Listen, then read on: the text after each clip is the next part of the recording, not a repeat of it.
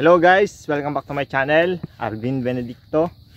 Nandito po tayo ngayon sa dulo ng ating taniman at ito po ay mga patola. So share ko lang po sa inyo yung mga ginagawa natin dito.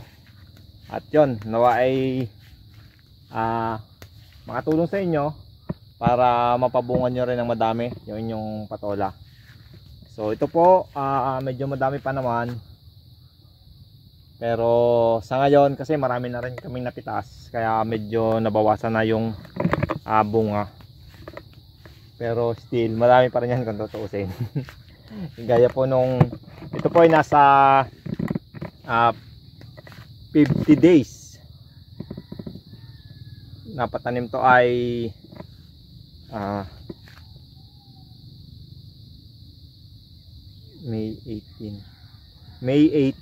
June 18, 28, 40 days, 8, 50 days, 9 ngayon. So 51 days after transplant. At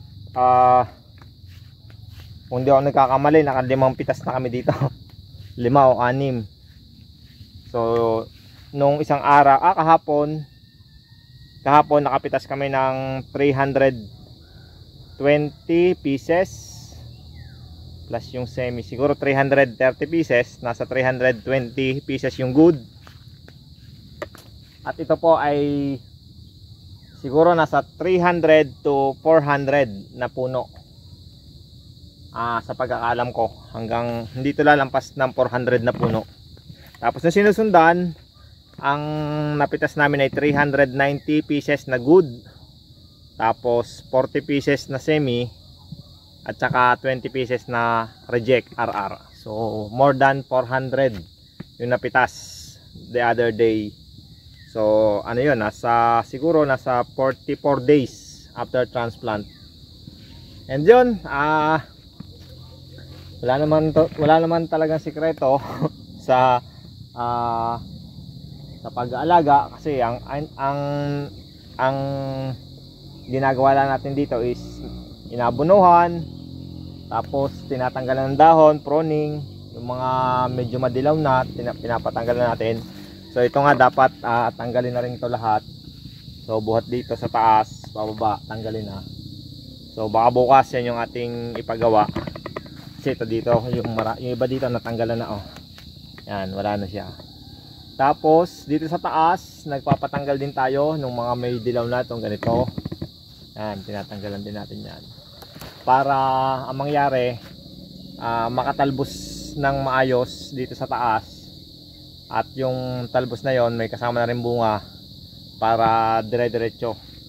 Tapos ito nga, at 50 days old, ang ginagawa natin, nag-aabono tayo ng nasa 2 kilo sa kada 20 liters na tubig. Tapos ang ating ibinubuhos kada puno ay yung 2 lata na sardinas ng mixture.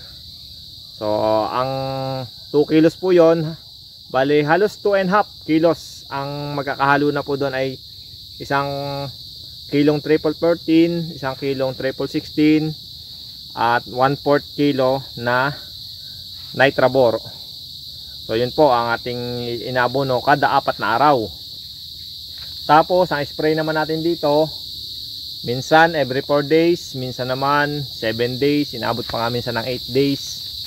So yun, halos hindi siya masyadong takaw sa spray.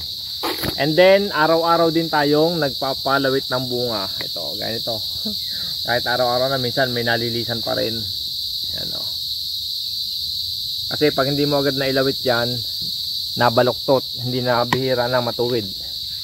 So yan po, yan kanina nagpapalawit na tayo ng bunga, pero meron pa rin naiiwanan, nalilisan. Kaya mahalaga na hanggat maaari araw-araw mapalawitan para yung nalisan kahapon makita rin agad ngayon, at yung nung isang araw pa ganon makita agad. Yan. So mahalaga din po yan na araw-araw ay mapalawitan para continuous din yung pamumunga. So yan po Dami pa rin. So bago pa lang pinipitasan. And then abono. So spray, sa spray naman po, minsan naglalagay din tayo ng foliar. Okay na yung mga Gromor, ganyan, Harvestmore, mga synthetic. Tapos bali nakapaglagay din tayo dito ng microbial inoculant dito sa lupa. So yun, siguro nakakatulong din talaga yon. Yung ating nilagay na activator, CHC Agritech, yan. Nakatulong din siguro yon. And then ano pa ba? Ang pinakamahalaga, yung dapat laging basa ang lupa. Kasi po, pansin ko dito, nung huli naming tanim, dito sa area na to, itong area na to, kasi ito yung germelina, itong area na to, almost siguro nasa 200 square meter, or hanggang 300 square meter dito, sa area na to, halos ang bunga niya maliliit. Parang paano ba ang comparison? Siguro wala tayong makitang comparison nung dati. Siguro parang ganito lang o mas maliit pa, parang hanggang dito lang Dito sa lugar na to, ito parang ganito lang. Ito ganito lang ang size. Maganda na pagka nakaganito ang size noon. Pero dahil ngayon ay tag-ulan, at ayos na ayos yung supply ng tubig dito, yan kita nyo, may mas magaganda pa, nakakapag-produce pa siya ng ganito na malalaki. Yan nyo ito, yan.